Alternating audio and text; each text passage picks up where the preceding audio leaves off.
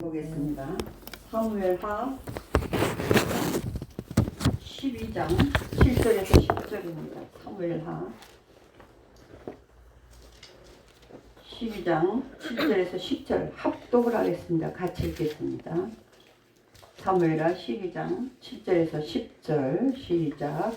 나단이 다윗에게 이르되 당신이 그 사람이라. 이스라엘의 하나님 여호와께서 이와 같이 이르시기를 내가 너를 이스라엘 왕으로 기름 붓기 위하여 너를 사울의 손에서 구원하고 내 주인의 집을 내게 주고 내 주인의 아내들을 내 품에 두고 이스라엘과 유다 족속을 내게 맡겼느니라. 만일 그것이 부족하였을 것 같으면 내가 내게 이것저것을 더 주었으리라.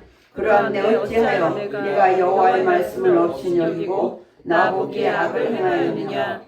내가 칼로 햇사람 우리아를 치되 암몬 자손의 칼로 죽이고 그의 아내를 빼앗아 내 아내로 삼았도다.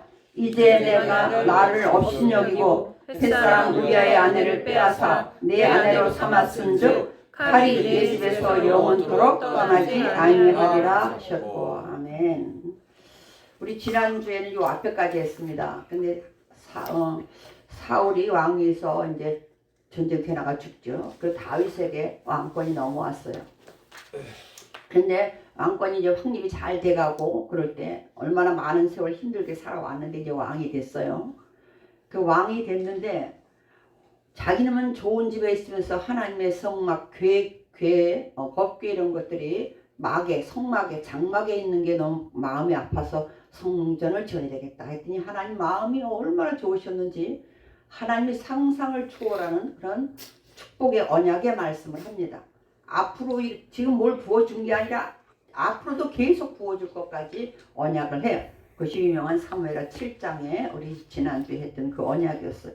그대로 나갔으면 얼마나 좋겠어요. 오늘 사건은 전혀 다른 거죠.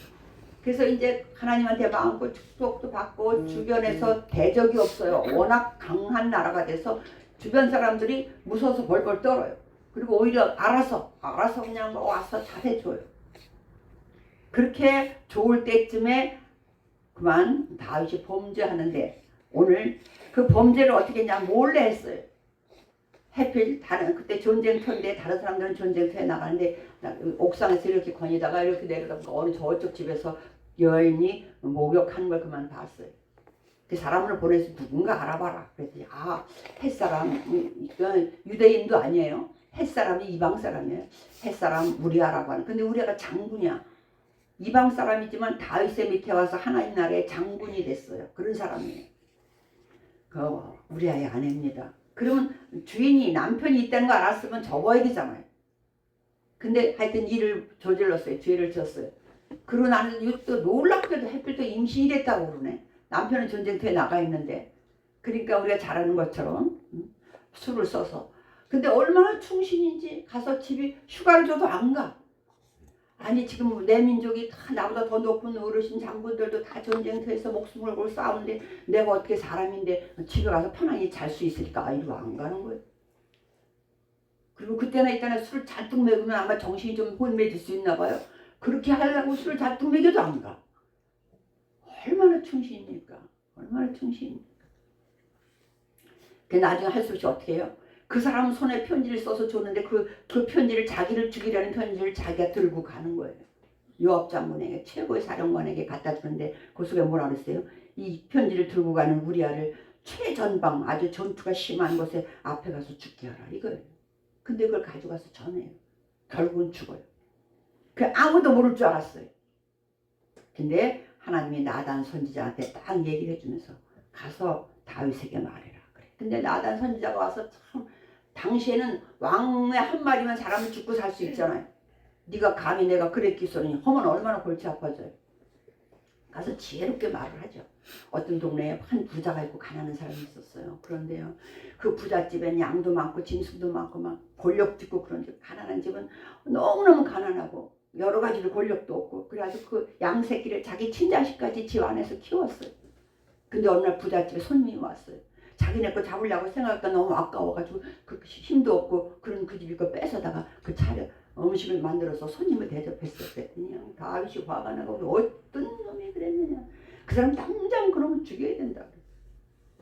나단 손장부래요. 목숨을 걸고 직언을 해야 되는 거죠. 사실 이런 것도. 당신입니다. 그래. 그러면서 하나님의 말씀을 전하겠습니다. 하고 오늘 전한 거예요. 오늘 제목이 뭐냐면 주보 제목이 어찌하여 9절에 여기서 네가 어찌해서 그랬어 이런 뜻이 아니에요. 하나님이 너무 가슴이 아픈 거예요. 왜?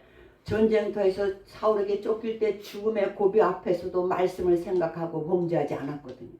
젊은 나이에 20대 나이에 그렇게 정말 혈기왕성할 때 얼마든지 죽이고 자기가 편안할 수 있었는데 자기는 죽음 앞에 놓여 있는데도 그 말씀을 먼저 생각하고 안 죽였어요. 2번씩이나. 그 계속 도망다닐지언정 20대의 젊은 나이엔 그랬단 말이에요. 근데 30이 넘어 안정된 생활을 했는데 그만 범죄했어요. 하나님이 생각하기엔 너무 아까웠을 거예요. 너무 안타까웠을 거예요. 우리가 뭐든지 잘하다 혹시 한번 맨날 잘못하는 사람은 잘못해도 그걸 별로 마음에 새기지 않아요. 내가 그렇게 사는데. 근데 우리도 소위 말하는 완벽주의자들이라고 완벽하지도 않지만 나름 뭔가 완벽하게 살려고 애쓰는 사람들은 혹시 한번 실수하면 그게 너무 괴로운 거예요. 내가 이런 사람이 아니었는데 그걸 안 해야 되는데 내가 왜 그랬을까 막 그래. 하나님이 다윗을 보면서 그동안 너무너무 잘했단 말이에요. 그 악조건 속에서 죽음의 고비를 수도 넘기면서도 절대로 하나님의 말씀을 잊지 않았고 전쟁으로 올라갈 때 그런 때도 갈릴까 말릴까 가라. 가면 이길까요 질까요 다 물어봤단 말이에요. 그런 사람이었는데 그만 이런 범죄를 저질렀어요. 하나님이 뭐라고 하시냐면 어찌하여 네가 여호와의 말씀을 없이 여겼냐. 그리고 이렇게 얘기해요. 9절에 나 보기에 악을 행하였느냐. 내가 다 봤다는 거예요. 지금 몰래 한 줄 알았단 말이에요. 몰래 했어. 근데 나 보기에 네가 어찌해서 그러냐. 우리가 열왕기상 15장에 보면은 열왕기상 뒤에 열왕기상 15장 5절에 이런 말이 나와요. 다윗을 쭉 설명하고 난 다음에 다윗이 햇사람 우리아의 일 외에는 평생에 여호와 보시기에 정직하게 행하고 자기에게 명령한 모든 일을 어기지 아니했다는 거예요. 그러니까 이 우리아 하나님을 보시기에 또 우리아가 물론 다른 사람이 그랬어도 그렇게 했겠지만 우리아가 얼마나 말씀대로 바로 살려고 하는 우리아 하나님 보시기에 양쪽이 너무나 가슴 아픈 거예요. 우리아도 건드렸으면 안 될 사람이에요. 다윗도 아직까지 그렇게 잘했는데 네가 어찌해서 그랬냐. 그래서 뭐라고 말까지 하냐면 8절에 이래요. 오늘 본문에 만일 뒤쪽에 만일 이것도 주고 뭐 별거 다 해줬어. 넉넉히 살게 해주고 넉넉한 집에서 사울의 왕권이 너에게 넘어왔고 자녀들 뭐 그리고 원래는 부인이 하나여야 되잖아요. 몇 명 돼도 그거 다 봐줬어요. 다 봐줬어. 근데 만일 그것이 부족하였을 것 같으냐. 네가 누리는 것이 만일에 부족할 것 같으면 내가 네게 이것저것 더 줬을 거다. 내가 얼마든지 줄 수 있었다. 왜 하필 그 짓이냐. 왜 그것이 그런 방법이었냐. 하나님이 엄청 가슴 아픈 엄청 안타까운 부분이에요. 그런 의미에서 어찌하여 그런 거예요. 막 야단치고 싶은 것보다 야단은 나중이야. 너무 다윗이 지은 죄가 아까운 거예요. 안타까운 거예요. 안 그랬으면 얼마나 좋을까. 그런데 그렇다고 그런 죄를 졌는데 그냥 둘 수 없잖아요. 원래는 죽음이에요. 사람을 죽였으니 그것까지 했으니 더 나쁜 죄잖아요. 죽음이야. 근데 그렇게 얘기하면서 뭐라고 말하냐면 너희 집에서 칼이 떠나지 않는다는 집안에 그죠? 집안 싸움이 이게 칼이라는 게 피비린내 난다는 얘기인데 이게 얼마나 무섭습니까? 죄값은 치르고 넘어가겠다는 거. 그러니까 11절에 이래요. 여호와께서 또 이와 같이 이르시기를 보라 내가 너와 내 집에 재앙을 일으키고 내가 네 눈앞에서 내 아내를 빼앗아 내 이웃에게 주리. 이제는 정말로 눈뜨고 볼 수 없는 어려움이 생길 거래요. 그랬더니 나단이 하나님의 말씀을 딱 전해요. 그럼 사울 같았으면 아마 이렇게 반응하지 않았을 거예요. 근데 본인이 자기도 엄청 괴로웠겠죠. 13절 이래 다윗이 나단에게 이르되 내가 여호와께 죄를 범하였다. 내가 여호와께 잘못했습니다. 그랬더니 나단이 다윗에게 말하되 여호와께서도 당신의 죄를 사하셨나니 당신이 죽지는 않아. 죽지는 않지만 이제 그거에 대한 대가를 치르는 게 그 다음부터 나오는 거예요. 어마어마하게 나오죠. 그래서 13장에 보면 무슨 사건이 나오냐면 이제 부인이 여럿이니까 배다른 형제들이 많아요. 그 중에 유명한 압살롬이라고 하는 그 압살롬이 정말로 잘생기고 뭐 당시에는 머리숱이 많고 이런 게 지금도 머리숱이 많으면 좋죠. 아마 꽤 인기 있는 그런 사회상이었던 것 같아요. 근데 압살롬에게 다말이라는 여동생이 있는데 배다른 암논이라고 하는 오빠한테 성폭행 당하는 장면이 나와요. 근데 그 성폭행 당하기 전에 암논에게 요나답이라고 하는 사촌이 있는데 아주 간교해요. 요 사람 때문에 그만 자기가 나쁜 마음은 먹었다 할지라도 그냥 그 배다른 여동생을 너무나 좋아한다는 것뿐이었는데 상사병이 났는데 그만 그 심히 간교한 그 사촌 동생이 잘못된 일을 알려줘. 그만 범죄하고 말아. 그 성폭행을 했으면 막 이 다말이 사정을 해요. 아버지한테 말하면 우리 부부를 만들어줄 수 있다. 이러지 말라 그러는데 성폭행을 한 다음에 어떻게 우리 읽으셨잖아요. 이제 꼴두기 싫다고 또 내쫓아. 이게 말이 되냐고. 이건 마귀와 역사하지 않으면 있을 수 없는 일들이 일어났어. 근데 그러니까 이 여자애가 그때 그냥 얼마나 처참합니까? 옷을 다 찢고 죄를 쓰고 막 울면서 집으로 돌아와요. 그걸 오빠가 봐서 친오빠가 봤어요. 근데 이 압살롬이 얼마나 무서운 사람인가 그 자리에서 복수하지 않아요. 2년 동안을 준비를 해요. 그 2년 후에 우리가 잘한 것처럼 암논을 죽여. 암논을 죽이니까 사람을 죽였으면 또 이 사람도 죽게 돼 있잖아요. 다윗이 얼마나 괴롭겠어요. 하나들은 죽었고 하나들은 살인자가 됐어요. 그러니까 이 압살롬이 도망가. 성경에 보면요. 도망갈 때 거의 외갓집으로 도망가. 야곱도 외삼촌 라반에게 도망갔잖아요. 이 사람도 압살롬도 외가로 도망갔는데 외가가 누구냐면 거슬 왕 달메라고 하는 왕족이야. 거슬로 도망가. 사는 건 걱정이 없었겠죠.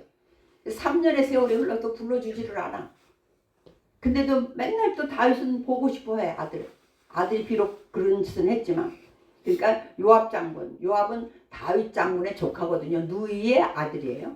그 요압 장군이 하여튼 방법을 써서 데려와. 그러니까 2년 만에 그런 짓을 저지르고 돌아가서 3년 만에 돌아와서 아버지를 만나야 되는데 돌아오기까지는 하지만 아버지가 만나지를 않아요. 다윗 왕이. 만날 자신이 없었던 것 같아요. 밉다기보다는 그랬던 것 같아요. 그래서 돌아와서 2년의 세월이 흘렀어요. 그럼 5년 동안 지금 아버지를 못 봤어요. 그러니까 압살롬도 열받았어. 그럼 돌아오라고 하지나 말든지. 그래서 이제 어쨌든 여러 가지 고비를 넘겨서 5년 만에 아버지를 만났어. 근데 압살롬이 놀랍게도 그때서부터 반역을 꿈꿔요. 반역을 복수하는 것 같아요. 이런 일들이 왜 그래요? 이 마귀 사탄의 역사가 뭐예요? 그 죄가에 대한 건데 하나님이 그냥 보고 계신 거지. 그걸 막지 않고 그들의 마음을 주장하지 않으신 거죠.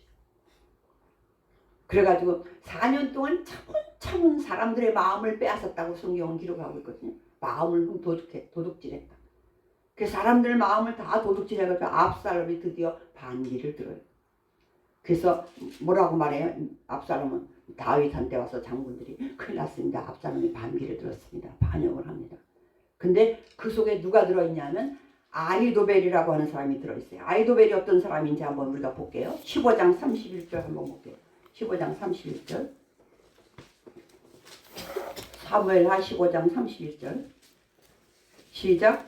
어떤 사람이 다윗에게 알리되 압살롬과 함께 모반하는 자들 가운데 아히도벨이 있나이다 하니 다윗이 이르되 여호와여 원하옵건대 아히도벨의 모략을 어리석게 하옵소서 하니라. 놀라운 것은 그래도 그 중에 기도해요. 아히도벨이라는 사람이 있습니다. 아히도벨이 어떤 사람인지 한번 보고 넘어갈게요. 아히도벨 16장 23절 볼게요. 아히도벨이라는 사람은 어떤 16장 23절 시작. 그때 아히도벨이 베푸는 계략은 사람이 하나님께 물어서 받은 말씀과 같은 것이라. 아히도벨의 모든 계략은 다윗에게나 압살롬에게나 그와 같이 여겨졌더라. 얼마나 앞일을 잘하는지 또 돌아가는 상황을 얼마나 잘하고 얼마나 계획을 잘 세우는지 책사죠. 책사. 왕의 책사 옛날에 그런 거 있잖아요. 궁의 그런 사람들 옆에 책사가 있잖아요. 얼마나 계획을 잘하고 실현을 잘 시키는지 그 사람이 하는 일은 하나님께 직접 받아서 하는 것 같다는 거예요. 왜 다윗이 보기에도 압살롬이 보기에도 그런 그가 누구 편에 들어있다 지금? 압살롬 편에 들어있다는 거예요. 근데 그러면 어떡하냐 막 이게 아니고 놀랍게도 아까 다윗이 한마디 하나님 앞에 기도하죠. 뭐요? 하나님 아이도벨의 모락을 어리석게 해주세요. 하나님 원하건대. 그러니까 그 밧세바의 일 아닌 다음에는 너무나 하나님 앞에 진짜 늘 물어요. 도망가면서도 하나님 그 속에 왕이시오. 그 속에 아이도벨이 들어있습니다. 그럼 왜 거의 진다는 뜻이에요. 우리가 질 것 같습니다. 그 뜻이야. 그랬더니 뭐라고 그래요? 뭐 그러냐 이런 게 아니고 하나님 원하건대 아이도벨에 그러니까 요번만큼은 아이도벨의 모략이 좀 어리석게 해달라는 거예요. 근데 아닌 게 아니라 정말로 이제 압살롬이 묻습니다. 이제 다윗은 도망갔어. 막 붙어서 싸우기 싫어서 다윗이 일단 다 일행이 도망을 가잖아요. 막 맨발로 도망을 가요. 그 압살롬이 어떻게 하면 좋냐? 그랬더니 아이도벨을 쭉 설명을 해요. 이렇게 하면 이길 수 있습니다. 근데 따라가는 사람들 중에 뭐 여러 사람들이 따라왔었는데 후세라고 아이도벨 다음으로 가는 후세라는 사람이 있었어요. 또 그렇게 영리한 사람이 있었어요. 그 후세라는 사람이 오니까 다윗 왕이 돌려보내면서 당신이 나를 따라가는 것도 좋지만 당신은 남아서 오늘날로 말하면 위장전향한 거야. 위장으로 압살롬 편에 들은 것처럼 해가지고 네가 스파이 역할을 좀 해주라. 그 얘기죠. 그렇게 냉결고 가요. 그러니 후세의 마음이 얼마나 떨렸겠어요. 왜? 발칵 되면 죽어. 근데 그 다윗을 위해서 또 스파이 노릇을 해야 돼. 근데 아이도벨한테 계략을 딱 물었더니 압살롬이 물으니까 막 이렇게 하면 이깁니다 했단 말이에요. 그리고 후세의 마음이 어떻겠어? 근데 하나님이 놀랍게도 다윗이 기도할 땐 아이도벨의 모략을 어리석게 하옵소서 했는데 하나님은 누구를 움직였냐면 압살롬을 어리석게 했어요. 그래서 압살롬이 오히려 후세 얘기까지 들어보게 해.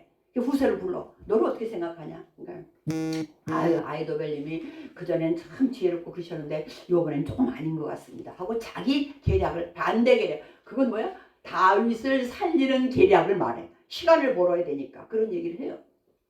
근데 놀랍게도 아이도벨의 계략이 어리석은 게 아니고 이제 다시 압살롬의 선택이 어리석게 하나님이 해. 그러네. 지금 보니까 후세 말이 더 맞는 것 같아요. 그래서 후세 선택을 합니다. 그러고 났는데 아이도벨은요 자기의 계략이 성공할 걸 100% 확신했어요. 어딘가 한번 볼게요. 17장에 볼게요. 17장 23절. 압살롬이 아이도벨의 계략보다 후세의 계략을 선택하자 이런 결정을 합니다. 17장 23절 시작. 아이도벨이 자기 계략이 시행되지 못함을 보고 낙의 안장을 치우고 일어나 고향으로 돌아가 자기 집에 이르러 집을 정리하고 스스로 목매어 죽음에 그의 조상에 비해 장사되니라. 뭐예요? 자기의 계략이 100% 맞는단 말이에요. 근데 후세 걸 선택을 하는 순간 이제 졌어. 진격치가 뻔히 알아. 그럼 다윗이 자기 가만히 안 둘 거잖아요. 스스로 가서 죽는 거예요. 이렇게 대단한 아이도벨이야. 근데 하나님이 다윗의 그 기도를 들으셨어요. 여러분 정말로 순간적으로 힘들고 어려울 때 절대절명의 위기 순간에 해야 될 게 뭐예요? 단말마 같은 기도예요. 한마디지만 하나님 원하옵건대 아이도벨의 모략을 어리석게 하옵소서. 하나님은 그렇게 안 한다 할지라도 어쨌든 그의 계획이 실현되지 않게 하시잖아요. 얼마나 아이도벨이 확신했으면 돌아가서 죽잖아요. 근데 맞아요. 그대로 돼요. 오늘 다윗을 보면 하나님이 그 언약 때문에 이렇게 잘못했어도 끝까지 지키는 거예요. 그러니 아무리 이긴들 무슨 소용이 있겠어요. 아들이 죽었는데. 그래서 나중에 막 그러잖아요. 또 전쟁할 때 그랬잖아요. 이 사람들 불러서 야 싸움을 하긴 한데 압살롬을 죽이지는 말아라. 어떻게 안 죽이냐고요. 죽였더니 그냥 내 아들 압살롬아 내 아들 압살롬아 하고 막 그러니까 거기 싸웠던 요압 장군 열받았어. 쫓아 들어가서 그러죠. 우리가 다 죽고 압살롬이 살았으면 좋겠습니까? 그래. 만약에 계속 이러고 계시면 오늘 저녁 안에 우리 다 떠나겠습니다. 이래. 그리고 또 떠나면 또 안 되잖아. 아이고 주여. 네. 한 번의 잘못이 이렇게 어렵게. 근데 그래도 정신 차리고 기도하는 거 보세요. 어려울수록 힘들수록 위기 순간일수록 뭐요? 기도를 길게 하려는 게 아니야. 하나님 앞에 전폭적으로 맡기는 기도. 그 기도를 하나님이 들으신 거죠. 오늘 이제 그런 다윗도 언제까지 살 수는 없겠죠. 다윗이 죽고 그 다음에 이제 아들 솔로몬에게 넘어가는 과정도 봤어요.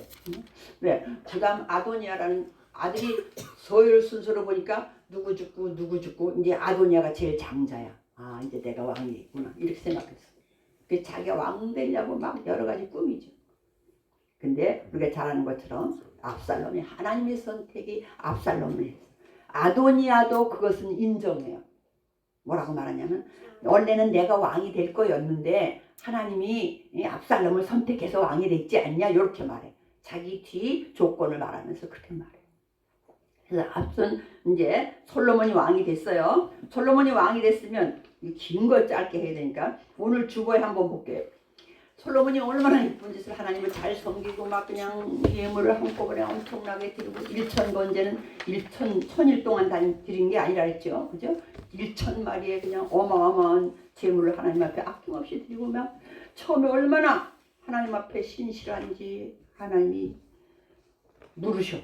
뭐라고 보냐면 내가 네게 무엇을 주고 너는 구해라. 나 이런 거 얘기할 때 야 내가 너에게 무엇을 줄까 이랬겠냐고 하나님이. 그치 우리 그건 동메달 따온 그냥 태훈이한테 막 박수 치듯이 하나님이 우리 태훈이한테 또 대회 나갈 때 이번엔 무엇을 줄고 그러면 그때 뭐라 그래 금메달 주세요 그래. 하나님이 물어. 얼마나 감동하셨는지 다윗에게 감동했던 것처럼. 그런데 솔로몬에게 또 물어. 내가 내게 무엇을 줄고 구해라. 그랬더니 오늘 주보에 있는 거 보겠습니다. 9절 10절 시작. 누가 주의 이 많은 백성을 재판할 수 있사오리까. 듣는 마음을 종에게 주사 주의 백성을 재판하여 선악을 분별하게 하옵소서. 솔로몬이 이것을 구하매 그 말씀이 주의 마음에 든지라. 이렇게 성령이 충만하고 그럴 땐 뭐예요? 기도하는 것마다 하나님 마음에 들어. 뭐를 줄까 뭐 해줄까 한다 그랬더니 전혀 아버지보다 더 튼튼한 나라를 주시고요. 대적이 하나도 없게 막 이러지 않았어. 막 오래 살게 해주시고 막 이러지 않았어. 제가요 이 나라를 다스려야 되는데요. 이 사람들 듣는 마음 모든 사람을 내 심정 내 일같이 듣는 거예요. 귀 닫아서 내 일같이 잘 들어서 중요한 건 분별을 해야 돼. 어떤 게 악인지 누가 잘못했는지 그런 것을 달래요. 그래서 나 이 사람들 우리 백성을 하나님이 맡겨주신 백성을 잘 다스리고 싶은데 듣는 마음을 주셔서 제가 선악을 분별할 줄 알게 해주세요. 그랬더니 하나님 또 감동하셨어. 감동도 잘하셔 이지. 하나님 또 감동하셨어. 근데 그렇게 계속 나갔으면 얼마나 좋겠어요. 그 앞에 11장 구했습니다. 시작. 솔로몬이 마음을 돌려 이스라엘의 하나님 여호와를 떠나므로 여호와께서 그에게 진노하시니라. 여호와께서 일찍이 2번이나 그에게 나타나시고 이 일에 대하여 명령하사 다른 신을 따르지 말라 하셨으나 그가 여호와의 명령을 지키지 않았으므로 여호와께서 솔로몬에게 말씀하시되 내가 이러한 일이 있었고 또 내가 내 언약과 내가 내게 명령한 법도를 지키지 아니하였으니 내가 반드시 이 나라를 내게서 빼앗아 내 신하에게 주리라. 그러나 내 아버지 다윗을 위하여 내 세대에는 이 일을 행하지 아니하고 내 아들의 손에서 빼앗으려니와 오직 내가 이 나라를 다 빼앗지 아니하고 내 종 다윗과 내가 택한 예루살렘을 위하여 한 지파를 내 아들에게 주리라 하셨더라. 이미 우리 신명기 17장에 보면 하나님이 그런 게 있거든요. 모세에게 야 이제 이 사람들이 가나안 땅에 가 살면서 훗날 우리도 왕 주세요 그럴 날이 올 거다 그랬었잖아요. 우리가 지금 사무엘에서 그러면 그때 왕은 한수시 주어야 될 것이다. 근데 왕은 어떻게 해야 되는지 왕은 등사본 성경 그때 당시는 모세오경이 되겠죠. 말씀을 오늘날로는 복사해서 놓고 그걸 매일같이 성경을 보게 해라. 뭐 많은 말을 두지 말아라. 뭐 여자를 많이 두지 마라. 막 이런 거 있거든요. 다 알려줬어. 그런데 그만 이미 솔로몬도 알잖아요. 여자를 많이 아무리 정략적이라고 하지만 하나님은 정략적인 걸 원하는 게 아니라 말씀대로 하면 튼튼한 나라 세워주잖아. 근데 더군다나 뭐라 그랬냐면 솔로몬을 보면 그 많은 여인들을 사랑했더라 이렇게 돼 있어. 아니 하나만 사랑하기도 바쁠 텐데 뭘 그래 많이 사랑하냐고. 그래가지고 그냥 난리가 난 거예요. 근데 처음에는 젊었을 때는 왕의 말을 잘 들어요. 왕이 싫어. 그리고 막 신하들도 왕에게 그러면 안 되는데 옆에서 딱 선지자들이 있단 말이에요. 그런데 나이 들고 나니까 또 새로 만나는 여자들은 내가 50살 됐다고 50살 된 여자를 만나냐고. 아니잖아요. 계속 여자들은 젊은 여자들을 만나잖아요. 부궁을 데려오는데. 그럼 나중에 그중에 그냥 별 여시가 다 있을 거 아니에요. 그래서 내가 우리 신하고 나한테 우리 신에게 절해야 돼요. 우리 신 섬겨야 돼요. 그래 알았어. 그 성전 옆에 하나 신전 줘라 이랬어. 근데 다른 게 또 아니 아무야만 해줘요. 난 안 해줘요. 또 이래. 그 너도 해줘. 너도 해줘. 그러니까 성전 근처가 막 완전히 신전이 되어버렸어요. 하나님이 2번이나 나타났어. 이러면 안 되지. 알려줬어. 근데 오늘 결론 보니까 아니야. 하나님 이스라엘 하나님 여호와를 네가 떠났다. 그렇게 얘기해.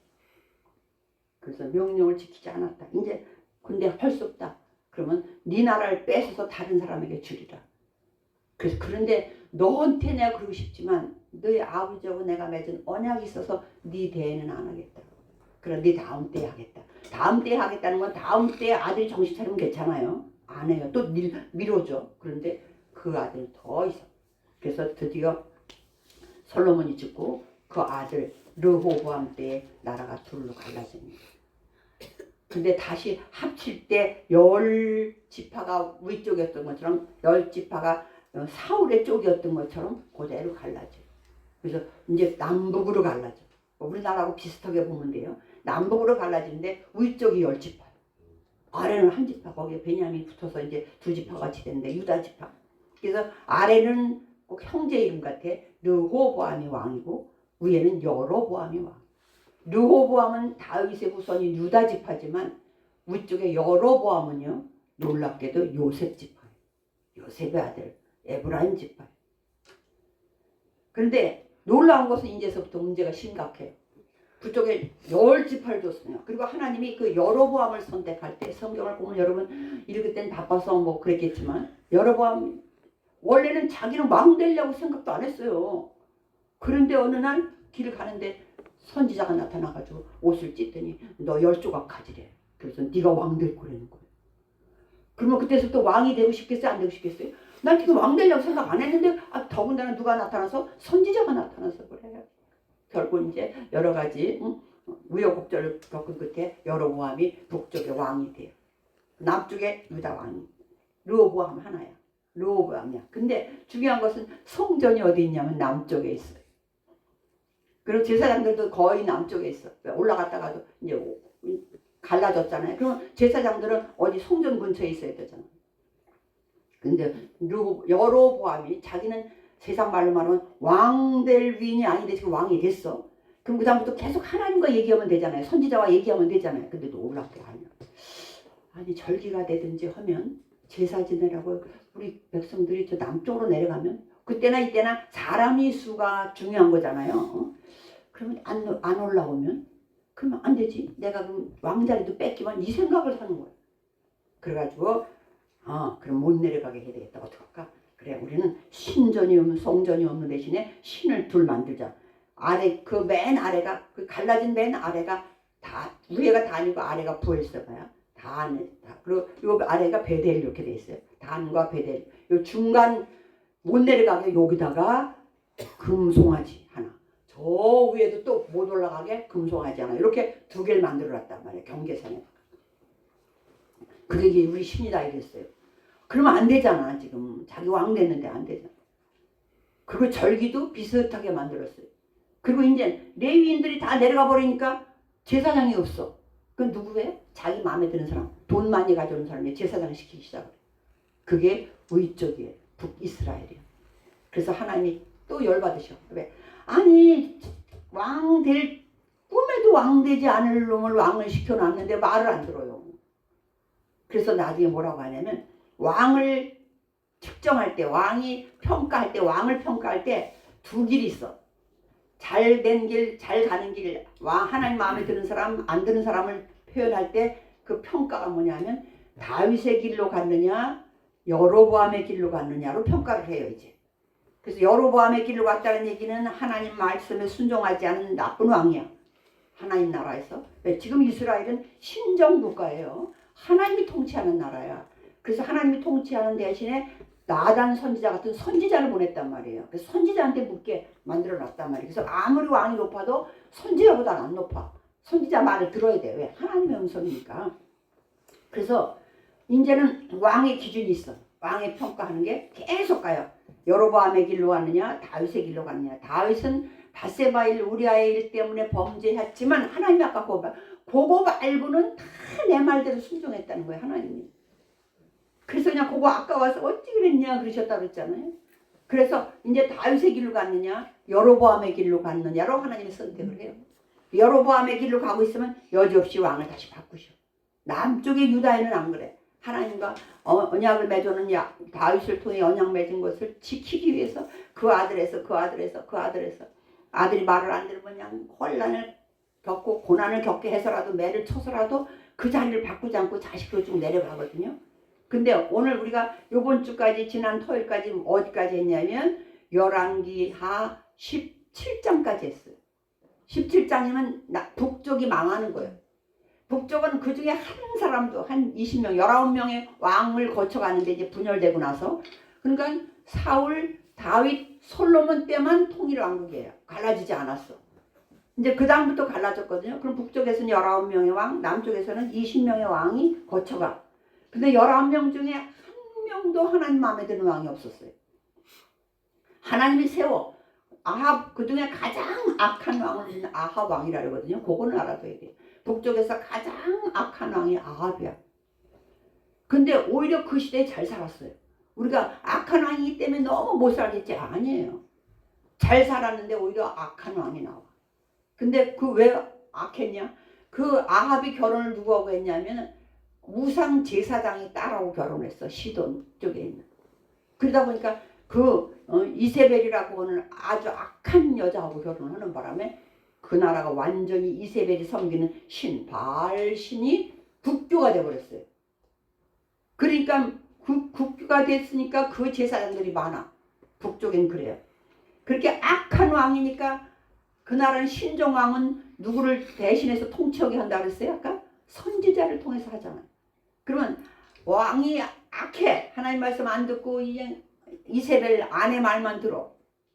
그러면 하나님이 선지자를 보낼 때 어떤 선지자를 보내야 되겠어요? 강력한 선지자를 보내야만 돼. 그래서 엘리야가 오는 거예요. 아합은 웬만한 선지자가 좀 되지가 않겠어. 그래서 아합이 그 많은 기적을 행하고 갈멜산에서 850명의 바알과 아세라 신들 제사장들하고도 겨루게 만들고 홀로 하는데도 하나님이 역사하시는 이런 것들을 하는 거예요. 근데도 끝끝내 안 돌아와서 북쪽은 결국은 아수르라는 나라에 망합니다. 근데 아수르가 어떤 나라냐면 자기 민족이 어디를 침략하면 혼혈을 시켜버려. 거기서 와서 여기 와서 거주하고 끌고 가고 해가지고 혼혈을 시켜서 그래 싸우지 않게 하기 위해서 혼혈을 시키거든요. 그래서 그 혼혈이 사마리아, 이제 세멜이라는 사람이 거기를 사마리아라고 만들었는데 그 사마리아가 이제 수도가 되는데 혼혈을 시켜놓고 나니까 유대인들이 자존심이 뭐냐면 우리는 선택받은 단일 민족이야. 우리는 선택받은 민족이야. 하나님만 믿는 민족이야 했는데 지금 북쪽에 어떻게 했어요? 섞였어. 이것이 예수님 올 때까지 가는 거예요. 사람들이. 그래서 섞이는 바람에 너희는 우리하고 상종 못해. 우리는 끝까지 혈족을 지킨, 피를 지킨 우리는 유대인이야. 이스라엘 민족이야. 너희는 아니잖아. 지금 아수르하고 다 섞였잖아. 그래서 예수님 오실 때까지 그 문화가 그대로 있는 거예요. 그래서 예수님 제자들이 이렇게 건너갈 때 사마리아를 거쳐가야 되는데 이렇게 돌아가. 저것들은 상종 못할 것들이라고 그래. 근데 하나님 예수님 그러지 않았잖아요. 그래서 북쪽이 망해. 북쪽은 이제 아수르에 망했어요. 그러면 어디에 남쪽은 남아있어요. 남쪽이 남아있는데 그때 왕이 누구냐? 히스기야 왕이. 근데 그때 북쪽이 망할 때 선지자가 남쪽에서 누가 있냐면 이사야가 있어요. 그래서 이사야 속에 히스기야 얘기가 들어있어. 이사야 속에. 근데 엘리야나 엘리사 같은 선지자들은 자기들이 글을 쓰지 않았어요. 역사를 쓰는 사관들이 역사를 쓰다가 그 속에 엘리야의 얘기, 엘리사의 얘기를 쓴 것뿐이지 다른 선지자들은 다니엘 이런 사람 이사야 썼잖아요. 자기가 자서전을 쓰듯이 썼단 말이에요. 근데 엘리야 엘리사는 그런 기록을 남기지 않은 선지, 그 기록 선지자라고 안 해요. 이제 이사야는 그때 봤어요. 북쪽이 망하는 걸 봤어요. 그걸 다 썼어. 그러면 이제 남쪽에서는 그 망하는 장면을 누가 봤냐면 히스기야 왕이 봤어요. 그러면 이제 그러기 때문에 이사야가 히스기야한테 계속 말하는 거예요. 북쪽 망하는 거 보셨죠? 우리도 저렇게 잘못하면 망합니다. 북쪽은 아수르에 망했지만 앞으로는 바벨론이라고 하는 나라가 강대국이 될 것인데 정신 차려야 됩니다. 정신 차려야 됩니다 하는 게 이사야. 그래서 이사야 가운데 속에 36장과 39장 속에 히스기야 왕 얘기가 들어있어요. 그때가. 근데 그 다음부터 이제 이번 주 넘어오는 거예요. 오늘 그래서 하나님이 보시기에 이제 왕들이 많아졌지만 그 중에 하나님의 왕들을 평가할 땐 다윗의 길로 간 사람이 남쪽 유다에는 몇 명이 있어요. 중간 끝에 가서 조금씩 변화되긴 하지만 그럼 남쪽에는 왜 이렇게 어려움이 오냐 하면 일단 북쪽이 망하고 그 아합 왕이 있다 그랬잖아요. 아합 왕의 부인 때문에 문제가 생겼다 그랬잖아요. 남쪽에 그때 당시 아합 왕일 때 남쪽엔 좀 복잡하죠. 여호사밧이라는 왕이 있었어요. 근데 여호사밧이 하나님 앞에 우리가 잘 아는 것처럼 막 싸움이 어려울 때 우리는 주만 바라볼지라 찬양했잖아. 아까 사랑하는 아까 있잖아요. 그죠? 주만 바라볼지라 그걸 그 사람에게 나온 거거든요. 그 왕이 그렇게 한 거거든. 그렇게 믿음이 좋은 왕인데 그만 뭘 잘못하면 북쪽이 아왕일 때 정세는 튼튼했다 그랬잖아요. 부강했다 그랬잖아요. 그러니까 그만 정략적으로 아하방의 딸 아달랴를 자기 며느리로 데려와요. 아달라 그 여자야. 난 달라. 그래서 엄청 싸나워. 그 나중에 남쪽에다 죽이려고 하는 거 나오잖아요. 그 아달랴를 그만 며느리로 맞이하는 바람에 이제 환란이 시작되는 것이 오늘 이번 주간에 갈 얘기들이거든요. 그래서 북쪽에는 아수르에 망했구나. 근데 왜 망했느냐? 다 왕들이 거의 다 지도자가 잘못돼서 다 그래요. 왕들이 잘못되면 국민들이 따라가기 때문에. 그래서 북쪽에는 아수르에 망하는데 그 장면을 보고 남쪽이 정신 차리면 돼. 한 130년 더 가거든요. 근데 결국 남쪽도 나중에 이제 망하지만 그래서 이제 왕들이 평가받을 건 뭐냐? 다윗의 길로 갔느냐? 여로보암의 길로 가느냐? 다윗을 따른 왕이 있다면 그때는 하나님이 좀 정치를 길게 좀 가요. 근데 놀랍게도 한 사람도 끝까지 완벽한 왕은 없어. 다윗도 그렇잖아요. 그래서 하나님이 우리에게 그걸 알려주는 거예요.